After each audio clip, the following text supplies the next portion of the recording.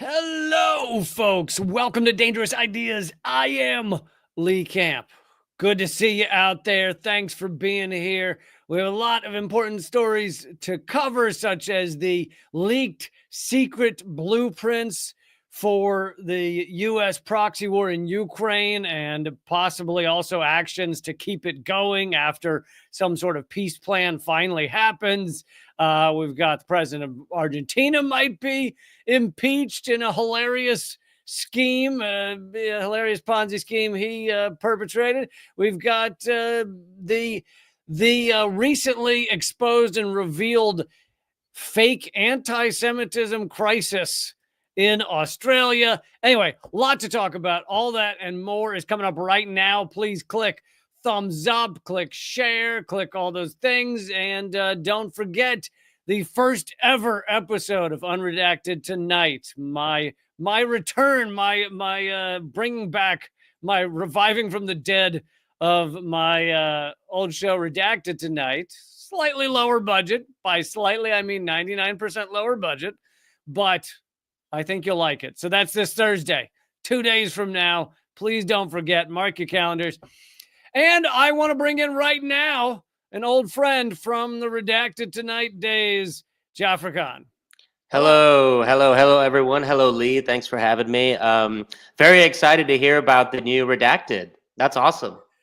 Yeah, man. I'm bringing it back. It Good.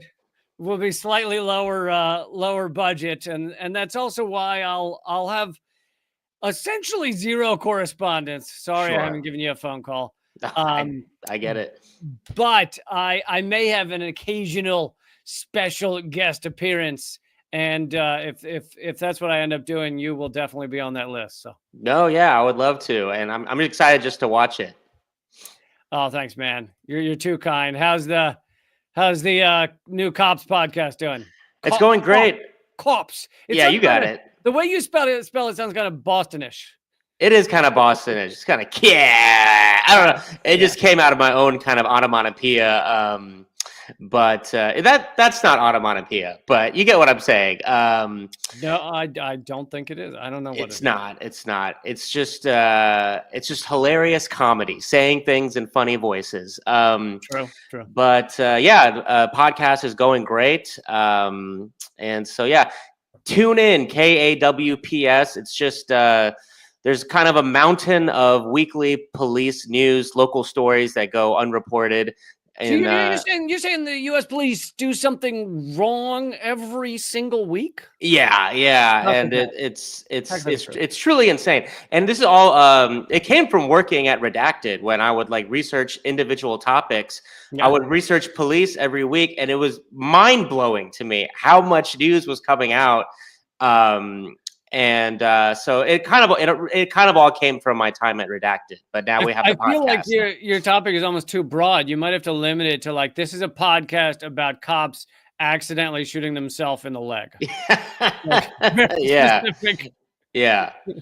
Who shot themselves in the leg to this week? Exactly. Well, I mean, like last week we had a cop. We had a school cop special, and so like one of the stories was a cop like left his gun at the school. But that's a thing that happens like every few months. A cop, like just a few months before this, a cop at an elementary school was peeing at the urinal and just left his gun on top of the urinal. It's usually urinal related. Yeah, and so some fifth grader goes in to pee and is just staring in front of this really dark fork in the road because they hire cops to work at schools. You don't need cops. I mean, you could use security, but you don't need police officers in the schools. It's insane.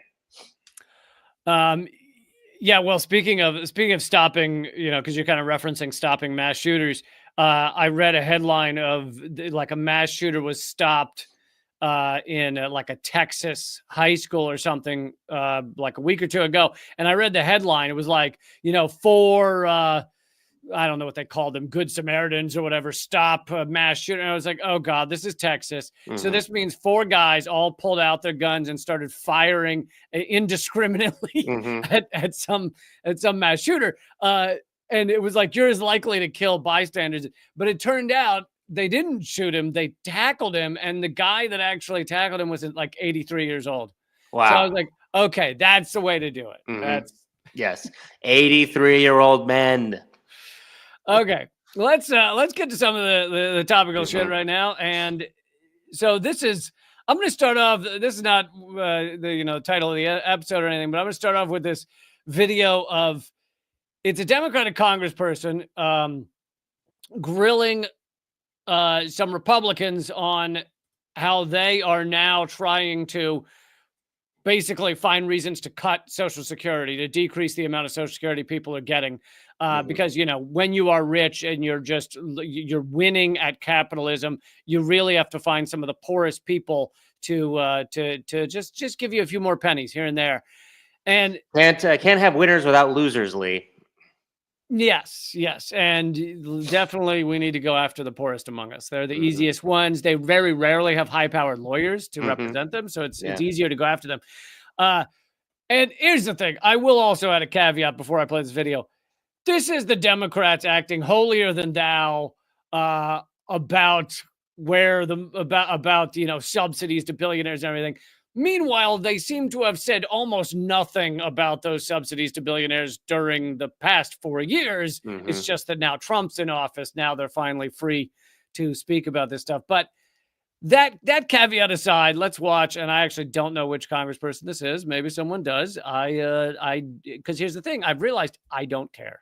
I don't give a shit about Congress people for the most part, because there's a few hundred of them. Most of them are all shit stains, and I don't need to know their name. Anyway, but here we go. You know how much money a day Mr. Musk will receive from the federal government for his contracts? No. The answer is $8 million a day. Just last year, Elon Musk was promised $3 billion from close to 100 contracts with the federal government. Ms. Royal, do you know how much the average person in this country who survives on Social Security, one of our seniors who's worked their entire life, about how much they have to survive on a day? I do not. $65 a day. We're not looking into Elon Musk's $8 million a day. This subcommittee, chaired by Marjorie Taylor Greene and the House Republicans, is looking into your grandmother's $65 a day. So these are great points. Now that the Democrats aren't in power, they actually say something. It's nice to see our politicians become politically activated every now and then. Yeah, every 4 years they seem to wake up a little bit, and this is absolutely true that Elon Musk is perhaps the largest welfare queen in American history. Definitely, I think right now. Like, the amount of money he and his companies get from U.S. government contracts is ludicrous. It is billions of dollars, as this guy just mentioned. It is whatever million a day, 8 million a day or something, that his companies are receiving in government contracts. Some of them are contracts, to do things with electric cars or things like that. But some of them are war-making contracts, like his contracts with Starlink to facilitate U.S. proxy wars around the globe, that type of thing. So some of them are killer contracts. Some of them are just, maybe even a contract that I support in terms of building, maybe electric infrastructure or something. But in general, largest welfare queen in the country. Just billions of dollars flowing to Elon Musk. Meanwhile, his Doge agency is going after Social Security and a lot of other things. Some of them, again, we got to have some nuance here. Some of the things that Doge seems to be ripping up, I actually agree with them ripping up. I have no love for USAID. USAID is strategically used to create coups around the world. You don't like aid, Lee? I know. And it's amazing how many liberals cannot wrap their brain around this. They'll list USAID as the number one thing they're upset about. Yeah. Like, hilarious. look at what Trump's doing to USAID. I just watched a clip. I might play a clip of later of Jon Stewart talking to Jen Psaki. But I don't think I'm going to play the clip where he's listing the things that are how horrible it is that Trump's tearing up these things, and he just immediately goes to USAID. I mean, USAID. It's And it's like, how tough is it to read one article on what Exactly. USAID is? How else will we get weapons to right-wing guerrilla groups in foreign countries? And how apparently, I didn't even know this till a week ago. Apparently, USAID funded 6,000 journalists around the world. Like Hilarious. the propaganda Yeah. outlets, propaganda we push throughout various countries around the world. 6,000 propagandists don't know where their next meal will come from. So, yeah, but what's being said in this video though is absolutely true, and they want you to believe that this is one-sided, right? Republicans bad, Democrats good. In fact, this is mainly a joint effort to extract from American workers and the American poor and the American middle class in order to enrich the richest on in the world almost, or often. And yeah, I'm tired of saying it already. I'm sure I'll be saying it for the next 4 years. Trump makes it more forthright. He does it in front of you. It's more obvious. But the analogy I like to use lately is that like the Republicans slam their foot on the gas pedal. Democrats, they let the foot off the gas pedal, but they're not grabbing the steering wheel or moving in either direction. They're just kind of angry at the pace at which things are happening, but they're not taking us in any different direction. Yeah, that's not far off from an analogy I used to use in my stand-up, but I was talking about climate crisis and I was talking about the two parties, and I was like, it's like being in a car and we're headed off a cliff, just straight off a cliff, flooring it, and you've got one guy going, let's go off the cliff a little bit at this angle, and the other side, no, let's go off the cliff a little bit at this angle, and that's the debate. Exactly. But in both of our analogies, we're flying off of a cliff in a car. Yep. I like that. Very similar. Yeah. Okay, I want to get to these leaked documents, again grabbed by the Gray Zone. The Gray Zone often does good work with leaked documents because, for one thing, a lot of these leaks won't be they'll be sent to outlets like the Gray Zone because those are the outlets that are willing to put them out and do it pretty well. But also, if these leaks are sent to like the New York Times, the Washington Post, something like that, they're not going to cover it. Yeah. So, like, there's only certain smaller outlets, independent outlets, that are willing to reveal these leaks to the public. And this one, thank you everybody in the comment thread, by the way. Comment thread is looking very active. I like it, guys. I like it. Even if you just have to type, even if you just bang your forehead on the keyboard as a comment, that helps the algorithm. So yeah, we'll get it. We'll get what you mean. Yeah, I translate forehead banging all the time. So this has to do with the secret terror blueprints for the U.S. National Security Council that was sent to the U.S. National Security Council. It was then almost all of these things, or maybe all of these things, were ultimately implemented in Ukraine. And some of them may continue to be used even after there's a peace plan. Believe it or not, Trump is literally sitting down with Putin and other world leaders in order to try and create peace in Ukraine. Trump is a piece of human garbage in other regards, but in this one, it's rather positive to not see hundreds of thousands of people murdered in Ukraine. I don't know. Did I say something? To each his own. So yeah, I say something that shocked you there, Jeff? Yeah, literally, Biden has not spoken to Putin in like 3 years or more. And, Trump talks to him on day one. And it's like, even if you say exactly the opposite of the person, do you not want to have an open dialogue? Okay, it's just, I've given this rant before. I don't need to do it again. Explosive leaked documents reviewed by the Gray Zone show how a shady transatlantic collective of academics and military intelligence operatives conceived schemes which would lead to the U.S., quote, helping Ukraine resist to prolong the proxy war by virtually any means short of American and NATO forces deploying to Ukraine or attacking Russia. Basically, one of the biggest things is terrorism. It's like I'll get into some of the details, but it's they're like any way possible that you can just wreak havoc, kill people, anger Russia, draw them in. But this is put forward, and this was sent to the national security state by these academics. I'll give their names in a few minutes, but these were delivered directly to the highest-ranking relevant U.S. National Security Council official in the Biden administration. Proposed operations ranged from covert military options to jihadist-style psychological operations against Russian civilians, with the authors insisting, quote, "We need to take a page from ISIS's playbook." Joffrey, with some of your stand-up, you take a page from ISIS's playbook. Yeah. Lock the doors, and I'm like, you got two options: either laugh or you don't want to know the other option. The intelligence cabal also proposed modernizing IEDs, improvised explosive devices, like those staged by Iraqi insurgents against occupying U.S. troops, for a potential stay-behind guerrilla army in Russia, which would attack rail lines, power plants, and other civilian targets.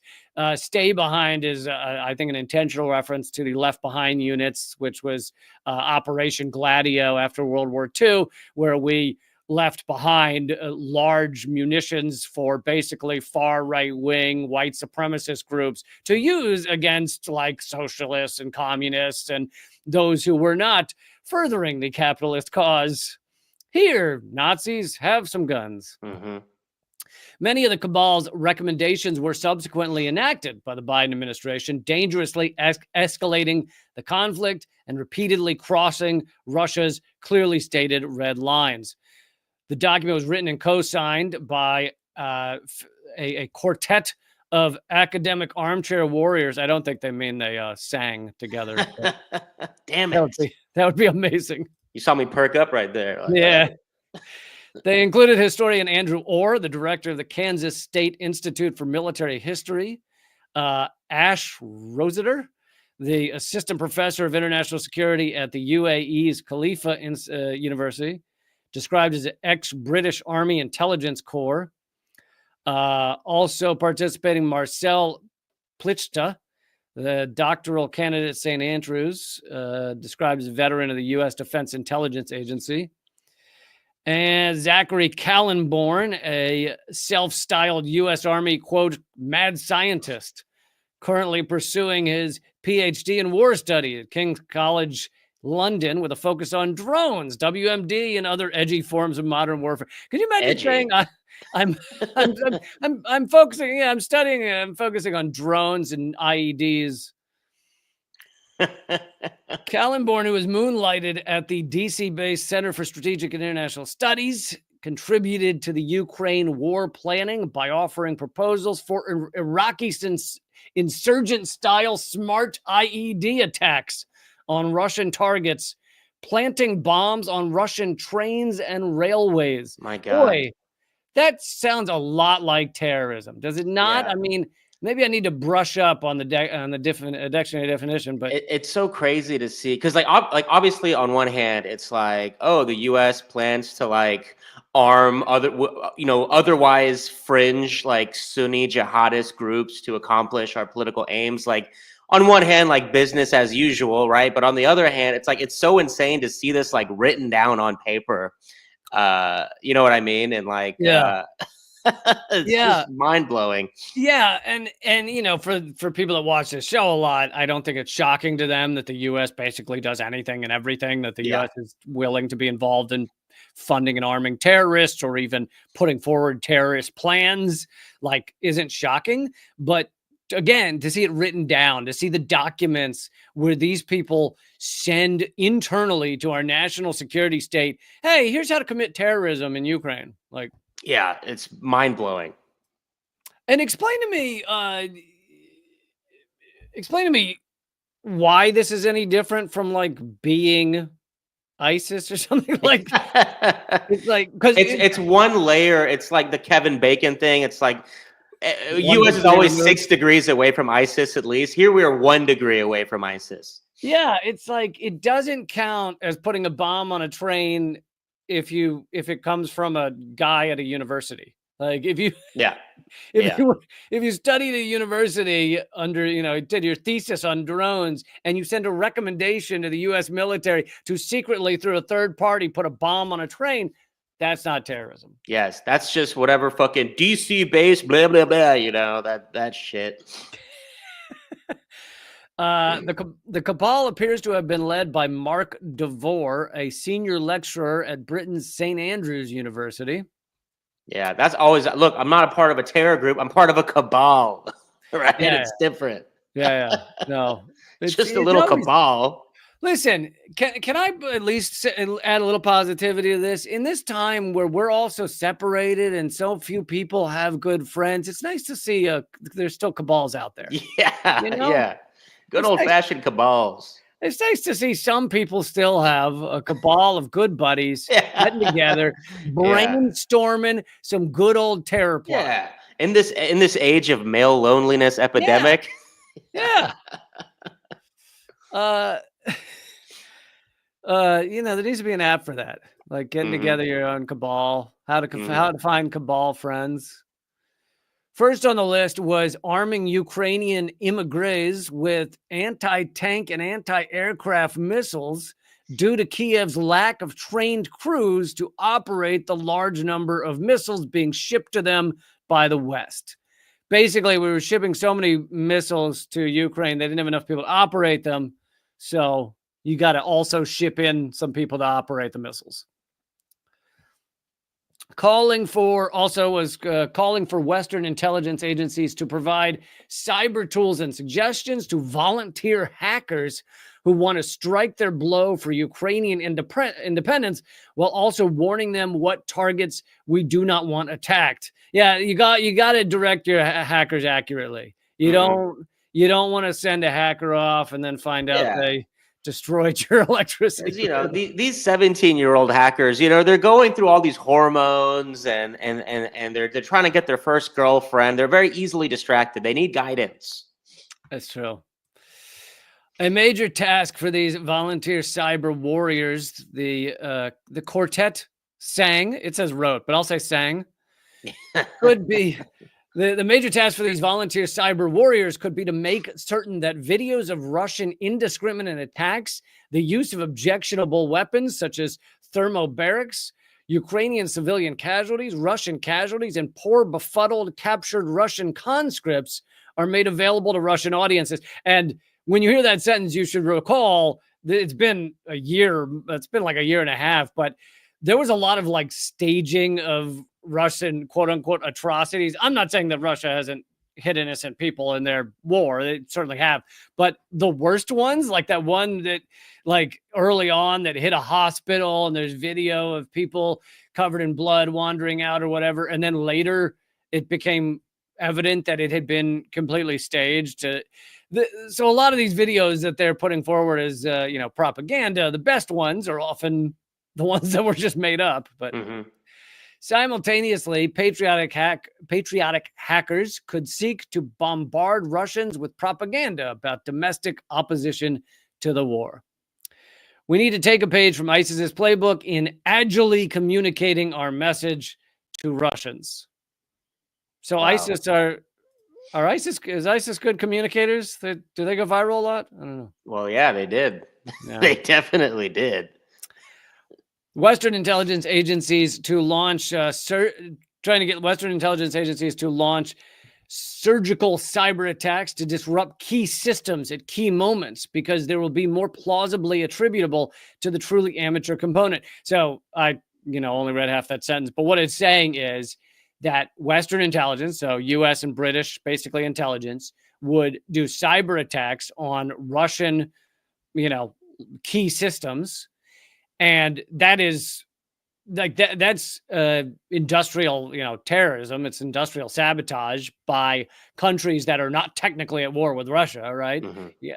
And blaming those attacks on the amateur hackers. So this is exactly what was done. It's not hackers, but exactly what was done with Nord Stream was we blow up Nord Stream and then we go, it clearly was some rogue Ukrainian agents that swam 100 feet down to the ocean floor and blew up the multi-billion-dollar pipelines. But this would be with hackers. You destroy something in Russia and then you say, oh, those amateur hackers are getting pretty good. Wow, we really live in hell. It's getting more and more hellish, and like the the new technologies and stuff, and it's like these new horrors every day. Yeah. The dystopianism is rising to new levels. Yeah. So I highlighted this because this also speaks to what anonymous is nowadays. Many people think very fondly still to this day of Anonymous back when it was going after the bankers and stuff. But Anonymous has been almost entirely captured by CIA and US intelligence. And so now almost whenever, I mean, maybe every time, when Anonymous announces a target, it always aligns with CIA interests. That's hilarious. So Ukraine's cyber army collaborates closely with Anonymous, the once countercultural online hacker collective whose work now tracks closely with objectives of the CIA. The authors of the proposal to the NSC hinted at the relationship, writing, hacking groups such as Anonymous have already begun targeting Russia. This effort could be enlarged and enhanced. Like, you never hear about Anonymous anymore, and when you do, it's like, we're going to get Iran. That's hilarious. And you're like, why did Anonymous switch from going after the billionaires to going after Iran? Like, yeah, now it's all about the puppy hacker polycule anyways. I don't know if you heard about them, but they're the ones. They just leaked all the US police manuals from around the country, and they're called I believe the puppy hacker polycule. Something like that. Puppy hacker polycule? Something like that. Polycule of puppies. And they're like, nice. all their imagery is very like feminine and cartoony and fun, but that's what they're doing. Love it. A series of detailed recommendations for attacking Russian railway systems and roads with improvised explosion devices. I'm gonna go out on a limb here. If you attack Russian railways, what are the odds you kill innocent people? Mm-hmm. And assuming you kill innocent people, does that not count as terrorism? Certainly sounds like terrorism to me. Sort of questions that are just impossible to answer. Too complicated. Who knows? I'll wrap up this segment here in a second, but while references to Ukraine's game-changing... So we sent F-16s to Ukraine, right? And there was a bunch of articles in our propaganda media, like New York Times, about how it was going to be game-changing and Ukraine was going to turn the tide and all this stuff. While references to Ukraine's game-changing use of F-16s have all but disappeared from the media in the months since, the leaked proposal's contents raised serious questions about how many supposedly Ukrainian strikes deep inside Russia were actually perpetrated by Western military operatives acting at the behest of and with the material assistance from NATO and the U.S. Because the plan, the cabal's plan, includes using Western military operatives. So these are not Ukrainians. These are those who understand better how to operate the systems and the F-16s, et cetera, and using them to attack within Russia, which of course pushes us ever closer to nuclear war.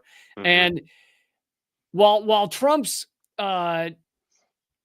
discussion of ethnic cleansing, his push for more ethnic cleansing in Gaza has been horrific. If so far, and this does not mean it will continue this way, so far, what Trump's done in his behaviors has actually taken us much farther back from the brink of nuclear war than we were under Biden. Yeah. I'm not saying that will remain that way. Trump may do like he did with the Iranian general and assassinate some high-level official that then pushes us towards nuclear war. But at the moment, Trump's actions have actually decreased the risk that you and I will be obliterated at the blink of an eye. Yep. That's our chaotic queen, Donald Trump. You never know what. Our queen of chaos. Yeah. I'm sure he'd love that moniker. All right. So that is a rundown of the leaked documents printed by the Gray Zone. the ideas for the horror show that the U.S. perpetrates around the world, a lot of those ideas come from these kind of pro-war, pro-empire academics. And these DC cabals. yeah, these and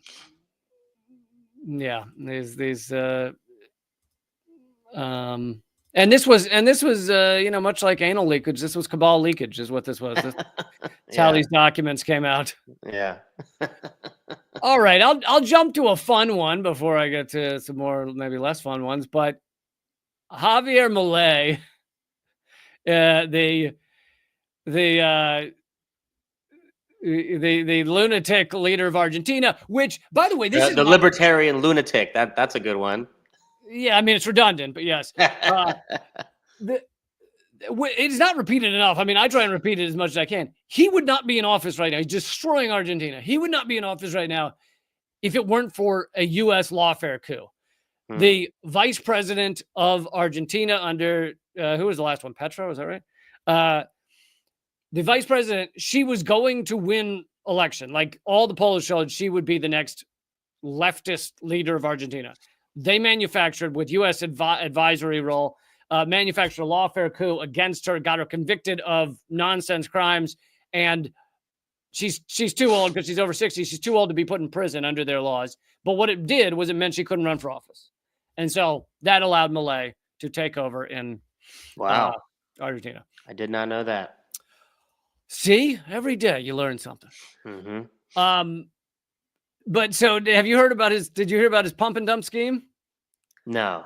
Milei created a crypto coin with help right after Trump did, except whereas Trump's is kind of a pump and dump scheme, but with Trump's version, I think he hasn't sold his stake, and he'll probably keep his stake for 4 or 6 years or something. There's various controls on his that make it not exactly full Ponzi.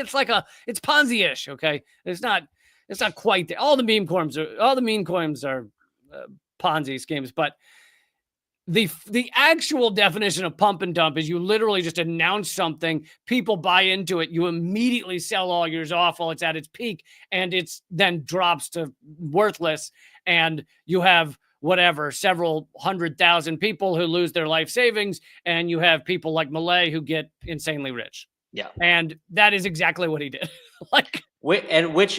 From my understanding, for crypto, it's not illegal because it's totally unregulated, right? I don't know if you're just a celebrity. Like if it were just me that did it, I don't know if that'd be illegal. But I think it's illegal for like a politician to promote something. I think to do this because he might be impeached.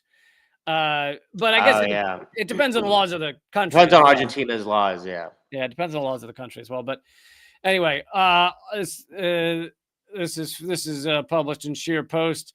Argentina's Javier Milei has been accused of fraud and is likely to face impeachment charges after he promoted a sham cryptocurrency token, which allowed a handful of con artists to dupe crypto owners out of hundreds of millions of dollars in a single day. Like the whole thing went down in a day.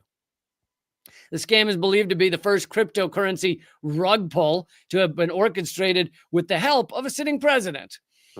While the exact number of victims is unknown, around 75,000 people are suspected to have been swindled, and a judge is appointed to investigate after at least 100 criminal complaints were filed against Milei. The token is called Libra, which also was based on his campaign slogan. Also, the website for the crypto coin, which still exists, is based on his campaign slogan. Yet he's trying to deny now that it was connected to him, even though he promoted it. Hilarious. He posted a link. He tweeted out a link to purchase the coin and lauded the quote unquote private project for encouraging the growth of the Argentine economy, funding small business and Argentine ventures. Milei went as far as framing the coin as a legitimate investment, writing, "The world wants to invest in Argentina."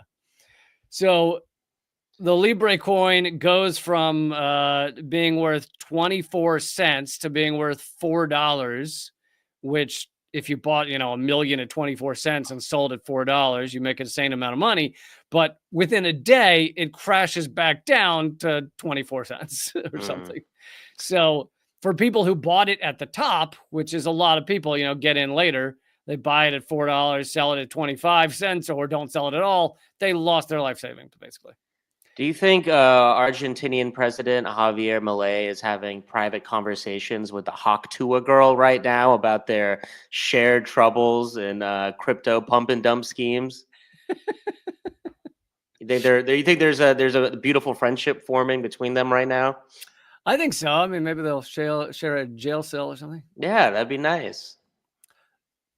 He says he now says I was not aware of the details of the project, and after having become aware, I decided not to continue spreading the word. He's deleted the tweet saying everyone should buy it. I guarantee you they had some and there's photos of him like with the people that created it from a while ago. So the idea that he didn't know about this and yet he's got photos with the creators. But of course, this is also a story because this was a slightly more sped up version of what Trump's doing. Yeah. Like all these crypto assets, with very few exceptions, the biggest one being Bitcoin. I don't think Bitcoin is a scam. I have long said that while Bitcoin may become increasingly important in our online society, and I think it probably will, it is not going to solve capitalism. Capitalism will keep being capitalism, whether you have Bitcoin or not. Anyone who tells you otherwise is confused or is lying to you. Yeah. And these cryptocurrencies are very far away from being currencies, like effective currencies. Well, yeah, I mean, there's definitely millions of transactions over Bitcoin, a year, but it's still, and El Salvador switched partially to using Bitcoin at interactions, and that Bitcoin interactions could become increasingly common. So it's like all currency nowadays, most currency is fiat. It's not based on anything really. So Bitcoin is not based on any less than the US dollar is. But again, and there's differences. I'm just saying, I'm not buying my $13 eggs with Bitcoin. I'm buying them with my dollars. But hypothetically, you could, you could probably give somebody Bitcoin to go get you eggs. Anyway. No, you're right. Whereas I don't think anyone is doing shit with Trump's coin, coin or whatever it's called. I don't think even prostitutes are not being bought with Trump coin. I don't think. And anyway, I don't. Even though he pardoned the Silk Road guy, he didn't. It's not being used there. Which, by the way, I support, because putting a guy who created a website in prison for two life terms is insane. Yeah. Okay, but we don't need to rehash the entire crypto debate. We can do that another time. I want to move on to the fake anti-Semitism crisis that has hit Australia. Of course, there's a fake anti-Semitism crisis in the U.S. too, but this one has been well documented by Caitlin Johnstone. Before I get to that and much more, please make sure to hit subscribe, hit the bell icon. Also, let's see. You know what? I don't even think I've shown an image from the new show on the live stream. I'll do that now. Let's see. Here's one for you. This is going to be the new. This is Unredacted Tonight, and that's my new reporter. Nice. that monkey is the only reporter I can afford. I was like, I thought you said I wasn't going to be on the show, Lee. What are you talking about? Oh, come on, your hair is better than that, Joe. But yes, that's the new show. Unredacted Tonight will air for the first time. The premiere is Thursday. I'm not giving an exact time because I'm not certain, but afternoon, evening. Thursday. Check back at youtube.com/@RealLeeCamp or my locals page. I'll put it up there. I'll put it up on my Twitter. I'll put it up on rumble.com/LeeCamp. So it'll be in all those places. You just have to remember to check back because you'll probably not get an alert. And the best way to find out about this episode and future episodes is to text the word unredacted to 33777 if you're in the US. That'll sign you up to my free email list. Text unredacted to 33777. Sign you up to my free email list. Again, it's free and it'll help support the show. If you're already on the email list, no need to do that. If you're outside the US, you can also sign up at leecamp.net. But that's Thursday. And while we're talking about things, just remind people how they can find Cops, Joffer. Well, we're on Spotify and YouTube, and also Instagram, TikTok is where you'll find the clips. Try to get attention there. But otherwise, the full episodes on Spotify and YouTube. Oh, and all the other Apple, all the other. I use the Spotify RSS. So Spotify feeds it to all the other smaller podcast platforms, but just Cops the Podcast. Really, the spelling's the important part. KAWPS. We run through all the horror that goes on every week, and then we spend some time on the more funny, absurd stories. So I promise you, it is a more fun listen than it sounds like. So check it out. Does it sound bad? Well, it's like a lot of horrifying news we have to go through. We go through all the headlines up top, and then we'll focus on some of the more absurd, silly stories after covering the real important stuff. Okay, and since you mentioned the podcast, I should also mention that my new podcast, Just Comedy, I just dropped a new episode of that. It's just my comedy stuff, and episode 10 just came out, all free. It's called Just Comedy. Most people listen on Apple Podcasts, but it's on all the platforms. And please rate it when you listen. Hit the rate button. Same for Joffer's Cops. Hit the rate button because it really does make a difference in the algorithm. Okay, let's keep going. So not being in Australia, I was unaware about this, but it makes sense. Because Israel is committing genocide, committing ethnic cleansing, arrest warrants out for Netanyahu and Gallant. Basically, the only thing one of the only things that Israel is able to do is just accuse everyone of anti-Semitism. And of course, I'm saying this as a Jew, that this is actually harmful to Jews around the world, because if you make anti-Semitism mean nothing, then when there's real anti-Semitism, not the bullshit Israel's pushing, people can't even talk about it because it's been completely diluted and made meaningless. And anyway, apparently there is a huge anti-Semitism crisis in Australia. According to Caitlin Johnstone, the Murdoch-owned Daily Telegraph has been caught trying to orchestrate what can only be described as a mass media psyop to inflame public hysteria and anti-Semitism in Australia, in a project internally titled Undercover Jew. Whoa. Literally, that's what they themselves called it. Supposedly designed to show what it's like being Jewish in Sydney, a man wearing a Star of David hat and video glasses, so meaning video that people didn't know was recording, went around targeting Muslim and Arab businesses, trying to instigate hostility from staff members, trailed by a video producer and a Telegraph reporter. The man, who is reportedly associated with the Australian Jewish Association, entered an Egyptian cafe called Cairo Takeaway, postured with his Star of David hat, without getting any reaction from anyone. And that would make for a bad story, right? Yeah. If you put all this time and effort into look how terribly I'm treated because I have a Star of David hat, and nothing happens, you got no story. So what happened?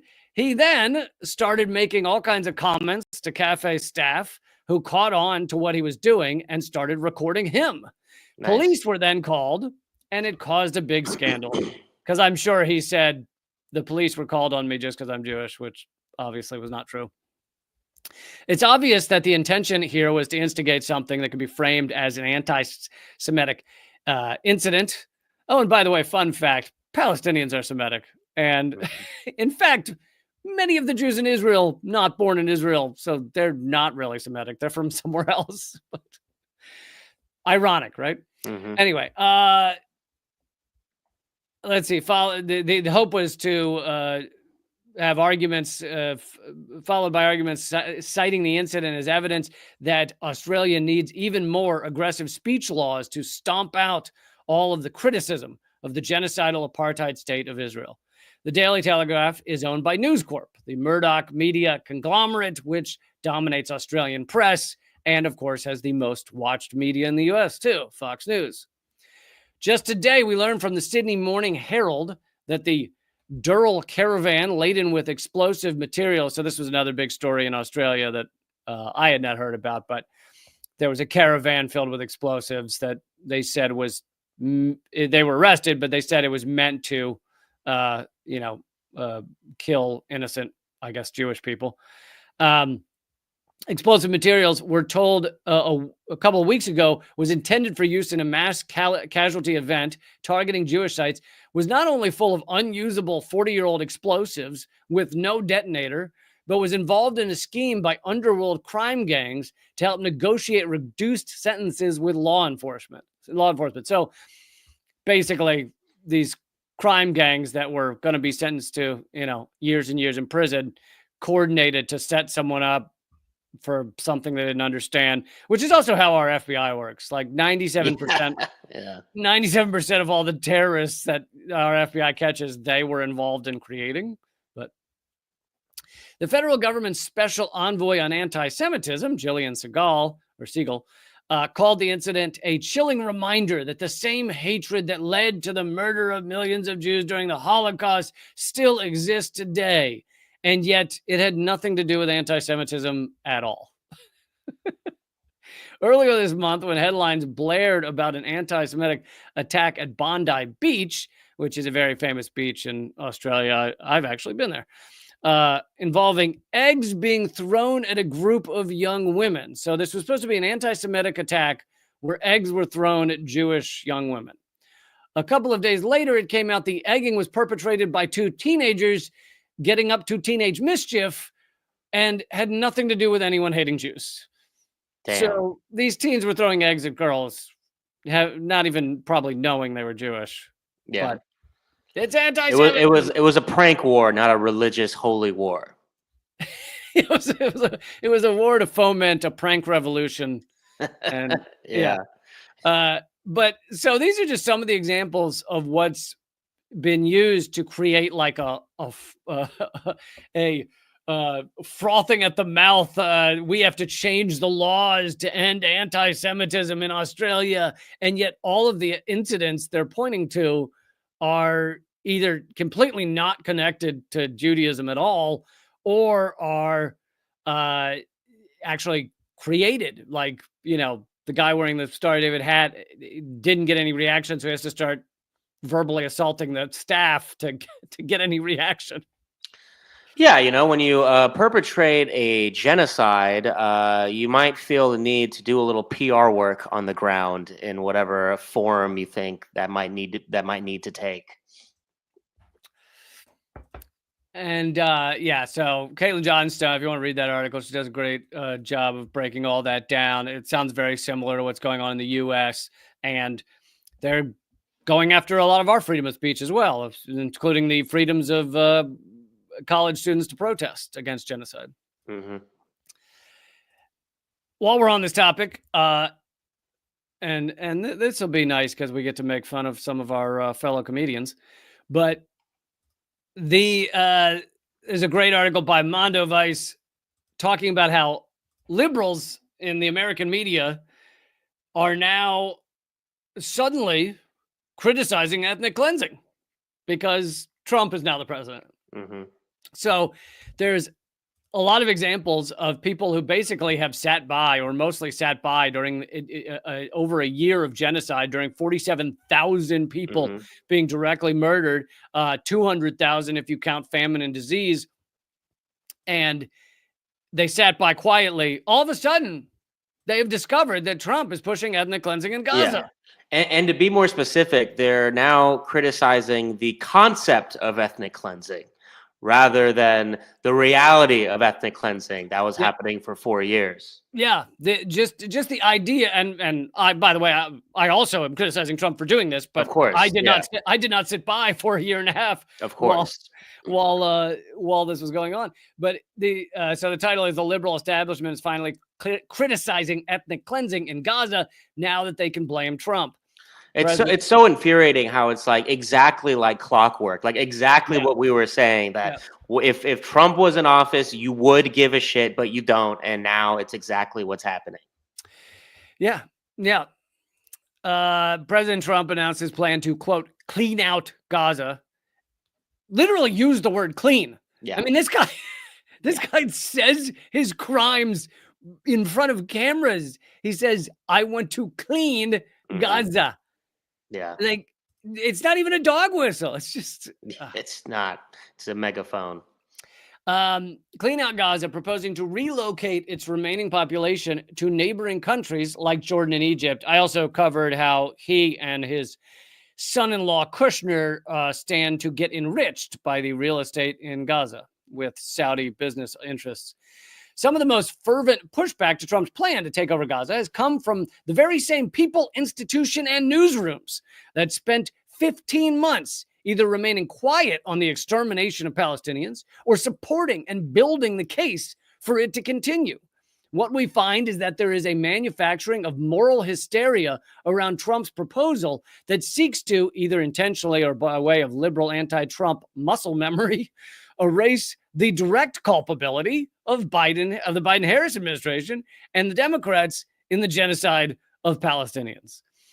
We have been ambushed by their discovery of the words, quote, war crime, ethnic cleansing, dastardly deed, morally indefensible. These are all things that, like, terms that suddenly these liberal outlets are discovering. This is a hilarious article. Like, props to who wrote this. Like the level of like seething sarcasm there. It's good stuff.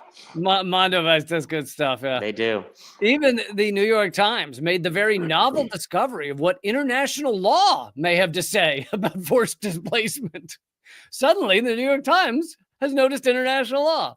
What we are seeing again and again is the introduction of language that not only offers the criminality of a Trump administration policy that has yet to be put in place, but also explicitly moralizes about violence against Palestinians. That's the other thing, is they're inserting the idea of morals, the idea of this being morally wrong. Whereas as Israel committed this genocide for 17 months, if there was any criticism of Israel, it was never moral. Absolutely never moral. It was just about Israel could do a better job of A, B, and C, or that type of shit. They say moralizing that was markedly absent as U.S. funded and made bombs were ripping apart Palestinian families for 15 months straight. CNN's, they said 15 months because they meant the end of the Biden administration. CNN's senior reporter Stephen Collinson, this is pretty hilarious, who covers the White House, called Trump's outlandish and mind-boggling plan the most stunning U.S. intervention in the long history of the Israeli-Palestinian conflict. Really? It wasn't the bombs we sent Israel to murder children? That wasn't a U.S. intervention at all? Compare Collinson's opening paragraphs from this recent analysis to the opening paragraphs from his September 2024 analysis of the Biden administration's failure to secure a ceasefire. So for some reason, I can't make this bigger, but I'll just read it. This is what he said on Trump. I'll read this part first. So talking about Trump's Gaza plan, he says, Israeli Prime Minister Netanyahu couldn't keep the smirk off his face. And no wonder. Netanyahu looked on in the White House on Tuesday as President Trump delivered the most stunning U.S. intervention in the long history of the Israeli-Palestinian conflict. The president repeatedly doubled down on his suggestion that nearly 2 million Palestinians should be relocated from the battle-leveled Gaza to new homes elsewhere so that the U.S. could send troops to the Strip, take ownership, and build the Riviera in the Middle East. So you can tell this is very anti-Trump's move to take ownership of ethnic cleansing. Here is his opening paragraph of an article written in September. So not long ago, a few months ago. He said, but Biden was president. He says, for months, the United States has chased a mirage, a deal to free hostages in Gaza, to end the agony of Palestinian civilians there, and to pause the fighting between Israel and Hamas. They're just trying so hard, they just can't do it. But its goal has never looked more remote. And the Biden administration has rarely been more estranged from Prime Minister Netanyahu since October 7th, Hamas terror attacks, and the start of the Israeli onslaught on Gaza. Mm-hmm. So his view when Biden was president was, oh, the United States is trying so hard to end this genocide. They just can't get there. When the Democrats are dropping the bombs, now it's like, oh, it's time to get like real philosophical, you know? It's not like, oh, what even is this crazy world that we're living in? I mean, who knows how to make what from what? It's like, it's pathetic. We don't even know why this is happening. Yeah. Maybe stop sending them bombs. How about that? Mm-hmm. So that's from the same reporter. Like he sounds schizophrenic. That's just that's from the same dude. Anyway, they also reference Seth Meyers as a good example.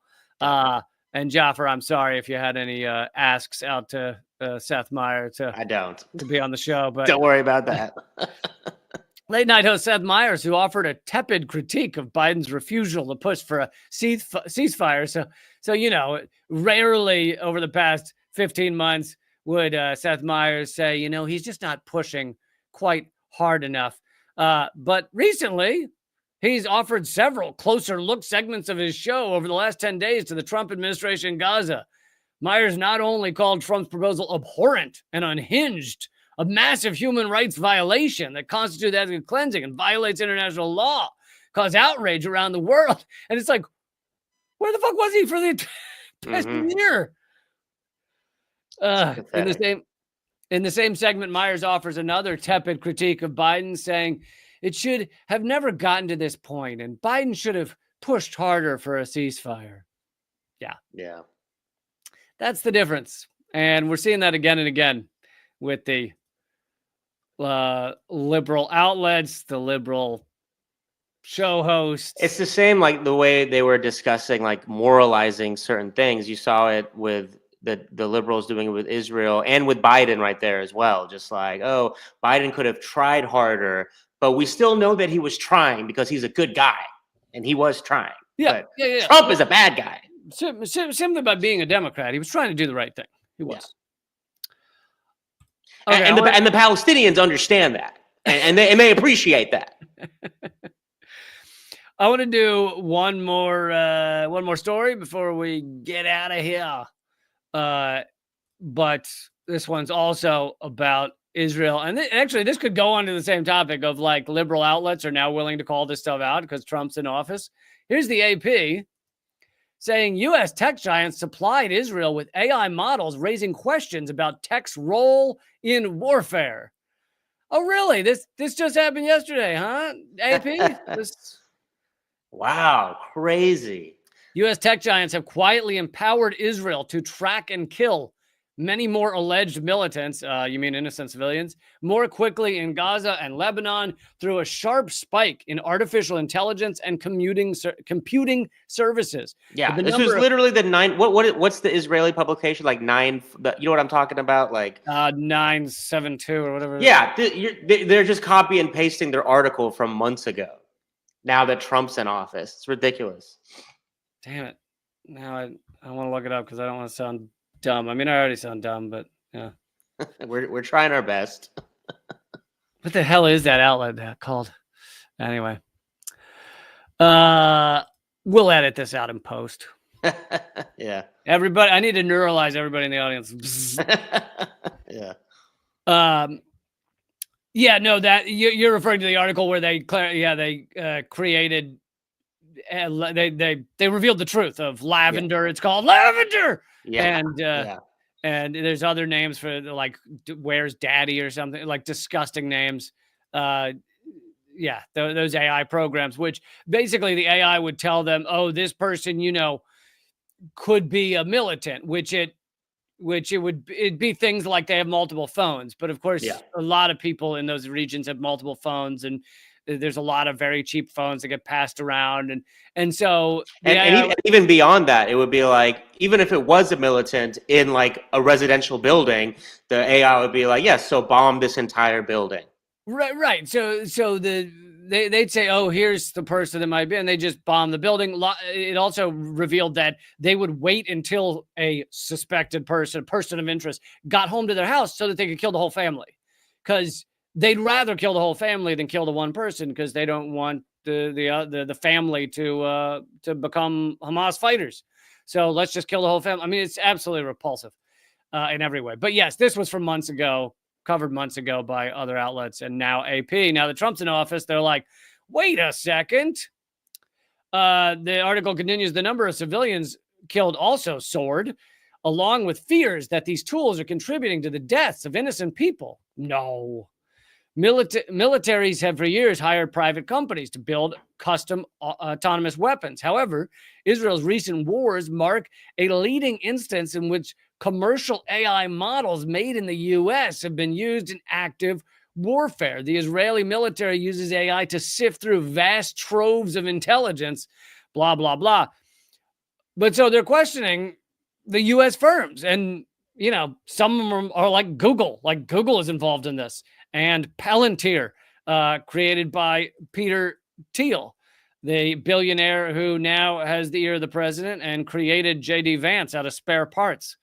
So, but here's another article. Palantir's 2025, their prospective stock, their revenue estimates rise. Is Palantir stock a buy amid lofty valuation?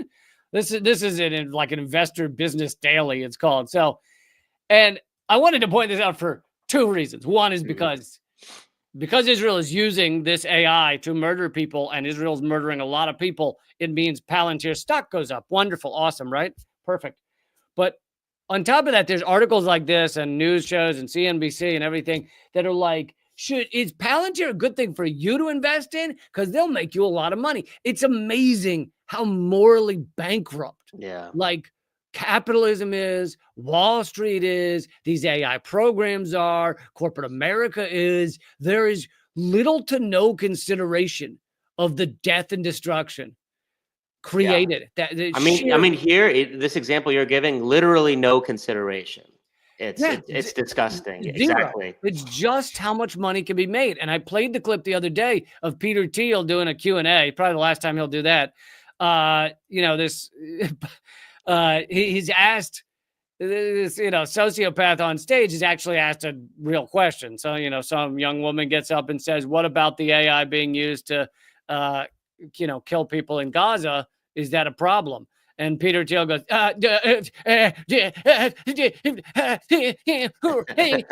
and stutters for a half hour. And then he goes, I operate from the assumption that Israel's right, so we shouldn't question them. Yeah. That's his final answer. But it is just so soulless. And when you see the people who actually are at the tops of these companies, the Peter Thiels, the Elon Musks, the Jeff Zuckerbergs, you can tell that there is something not right with them. Like you just watch them have a conversation and you can tell there is something wrong, like some kind of disconnect with their brain where they don't understand other humans. Zuckerberg, people have always surmised as a robot. And that inability to communicate their humanity, I think, seen, at least in their case, this does not mean everyone who behaves like that, but in their case is linked with an inability to care for humanity, to care for how they impact humans. Yeah. We this is like the most we've heard like Elon talk is like these last few weeks. And it's like, I hope everyone in this country is just embarrassed that we let this man ascend as high up as he did. And we gave him so much credibility for so long. He's just your typical right-wing pipelined loser internet nerd. And he barely has the ability to seem like he cares about anything. Yeah. And, I like to throw in here, people might not like when I do this, but I like to throw in here that that's kind of how capitalism works, because those who are kind of the most soulless, those who don't care about humans the most, generally win the game. Yeah. There are exceptions, rarely, but they're the exceptions that prove the rule. Yeah. There is a company here or there, I don't know, Burt's Bees or something, Yeah. that actually cares about humans and things. No, but you haven't heard the Burt's Bees whistleblower, I guess, Lee, because That's true. That's true. He was, dude, there's some dark stuff coming out of Burt's Bees right now. Burt was just beating employees with chapstick. Yeah. He would just pelt chapsticks at them until they worked harder. But this is a system that promotes those who care the least about others. And, to use the example of Peter Thiel and Elon Musk, they both come from the PayPal mafia, as it's called. They both made their first billion from PayPal. I think Peter Thiel actually was there with the founding of PayPal. Elon Musk came in like a year later. So Elon Musk likes for people to think he created PayPal. He didn't. I don't think Elon Musk actually created anything, but he also bought Tesla after it was started and everything else. But they make a few $1 billion from PayPal. I think did they both cash out or just Elon Musk? But either way, they make their first few billion. For most people, for most humans, if you made $1 billion, you would go, I am set for life, like beyond life. Mm-hmm. I could buy my own island and have enough money left over to buy my other islands. Like it is such an unfathomable amount of money. And you're in the 0.001%. And that you either stop like trying to do anything else. Maybe you just go and draw paintings the rest of your life or whatever, mm-hmm. paint paintings. Or if that is really what you enjoyed, like running a business, you just keep running that same business. You did what you wanted to do and you're cool. Yeah. But for the true sociopaths, that is just the beginning. Now it's time to get bigger, to eat more things, to swallow more things, to buy more companies, to jump from one thing to another. And it is like this insatiable greed. I mean, the idea that Elon Musk needs more money, the richest man in the planet ever, mm-hmm. like, it's just so breathtakingly repulsive. Yeah. But of course, our system rewards those who say, no, first billion, not enough. Time to go get more of the billions. Crazy. Yeah. Bill Burr went viral recently for saying that people like Elon Musk should be put down like rabid dogs. Yeah. And so there's one comedian who's not being a complete Seth Meyers pathetic hack. Oh no! Well, you know what else is interesting about Bill Burr is if you go back, I've been a fan of his for a long time. I think I was on like 2 shows with him down in my New York days, but nice. He earlier in his career, he used to make more references to like, I don't know, the Federal Reserve or how our money's not backed by anything. Or like he used to have those references. And I actually heard him address it once on his podcast where he's like, I used to talk about this stuff, but then I realized that, all it did was attract like crazy people. And, I didn't actually have enough knowledge to back up what I was saying or whatever. And so it's kind of funny that he used to do more of that stuff. And now he's gone viral for kind of dipping his toe back into it. Yeah. He's always, it's hilarious because if you watch, we're getting into Nerdville here, but if you watch like his recent specials, he realizes that a significant portion, maybe like 50% of his audience, his massive audience when he's at a stadium is like right wing or anti-women or something. So he's always got some like, he'll always pepper in some anti-women stuff to be like, I know what you guys want. And like, it's like, he's and then he gets on his podcast and it's, his real views are not that, which is kind of sad. It's like, I feel like you should do what you believe on the stage. I optimistically think he'll lean more into the direction we want him to go. Because he's gone viral for it. I just think he's getting more pissed off. You're saying we gave the dog treats for the right behavior. And I mean, I think not even that. I just think he seems to be getting more pissed off. And I'm just going by how he seems to be, the direction he seems to be going in. Well, we'll see. Who cares, We will see, and B, who cares? Good point. Yeah. Thank you so much, Jaffer. I will see you again soon. I'll have you back on soon. Yeah, Pleasure thank to you, have Lee. here. Thanks, everyone. Everybody, check out the podcast Cops, and I will see you soon. Thanks again, Jaffer. See ya. Thank you. I'm going to wrap up the show, but thank you guys so much. I hope you will check out my new show, Unredacted Tonight. I'm calling it The Return of Redacted Tonight. If you're wondering why I'm not calling it Redacted Tonight, because it's independent now, not connected to RT America at all, and Redacted Tonight technically is owned by RT, like the name is owned by RT America. It was actually really the only thing about the show Redacted Tonight. The only thing that RT America came up with that wasn't my creation was the name. Like when I arrived there on day one and they said, "Can you create a comedy show for us?" They said, "Here's the name." And so that's the only thing they did.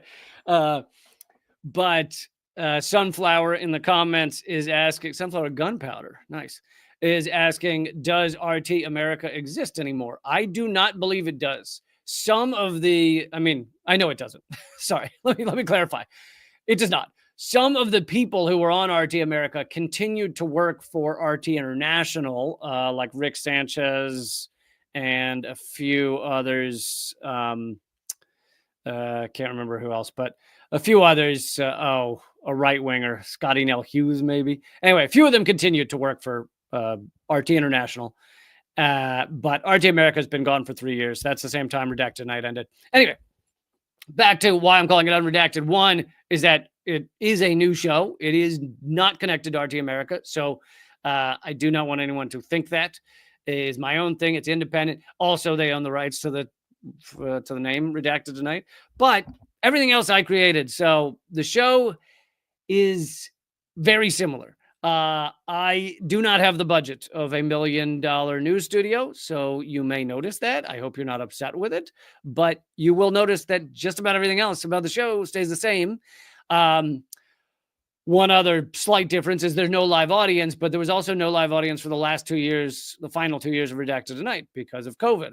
So we started with a live audience for 6 years, and then we had 2 years with no live audience, and this one will not have a live audience. But I kind of like that because it actually means I get to more information. I don't have to pause for audience laughter and stuff, and hopefully you guys will appreciate it as well. Thank you, Denise, for the kind comment. Unredacted means he's pulling the tape off of the redacted information. It's true. The name fits well too. So it literally means truth bringer, truth uncoverer. It's true. It's true. Well said, Denise. Because, people have also made that point that unredacting things is really what I do, not redacting things. So it also makes sense there. All right, but it premieres Thursday. Tell your friends. God damn it. And again, if you're inside the U.S. and you are not on my free email list, text the word unredacted to 33777. It is all free. There is no charge. There's no charge for joining that email list at all. And what else? Yeah, it'll be out Thursday afternoon, evening, Eastern time. And do I have anything else? Oh, yeah, Just Comedy, the podcast. By the way, if you listen to any of this, any of my stuff on podcast, whether it's Moment of Clarity is the main podcast I do, which is this stuff you're listening to right now. And I also do Just Comedy, Government Secrets, Common Censored. If you listen to any of those, if you're listening to any of those right now, please, I beg you, rate the show. Like, click the star rating and give it a 5-star rating, I hope. Because it does make a difference. It makes a difference of whether the podcast platform will show it to people and stuff like that. So, all right. I will see you Thursday, both for the live stream and for first episode of Unredacted Tonight. Keep fighting.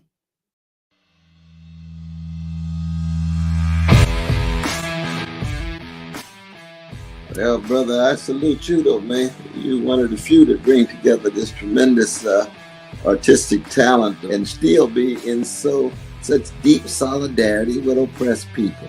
It's an honor to be here because I'll tell you, Lee, you have one of the funniest shows on television, bar none. It's an enormous pleasure to be here.